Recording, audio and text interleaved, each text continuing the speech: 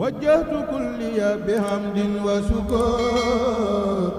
إلى ولي asalaamaaleykum wa rahmatullahi taala wa barakaatuhu mbokki julliti mbokki taalibe yi sëriñ Muntaxa Mbàkke yàlla na fi yàgg lool te ànd ak wér sëriñ Amsatu Mbàkke Asadul Xadim yàlla na fi yàgg lool te ànd ak wér ay ndaw yu takku yu nammal liggéeyal Borom Tuubaa sax ci liggéeyam bi ñoo leen yëgal seen ngontu xasida bu ñuy amal foofa ci diwaanu Mbuur ci institut Al Azhar Mbuur école sëriñ Murtada Mbàkke al mujahidul akbar ngontu xasida boobu nag jàpp nañ ko benn fan ci weeru janvier atum 2023 foofee nga xamante ni moo nekk institut Al Azhar Mbuur école sëriñ Murtada Mbàkke al mujahidul akbar bisub xasida ba nag ñoo ngi ci woo mboolem ko nga xamante ni yaa ngi fare diwaanu Touba diwaanu Njaaréem diwaanu Mbuur ak fi nga xamante ni moo nekk campement waa Mbalin ñoo ngi ci woo mboolem ko nga xamante ni yaa ngi fare diwaanu Mbuur ak li ko wër kon ngontum xasida baa ngoog jàpp nañ ko benn fan ci weeru janvier atum 2023 foofee nga xamante ni moo nekk diwaanu Mbuur ci institut Al Azhar Mbuur école Serigne Murtada Mbàkke al mujahidul akbar ñoo ngi ci woo mboolem mbokki taalibe ak képp ko nga xamante ni yaa ngi yëngu ci wàllum xasida ñoo ngi la ciy woo programme ba nag insha Allah rabbul alamin ni la na tëddee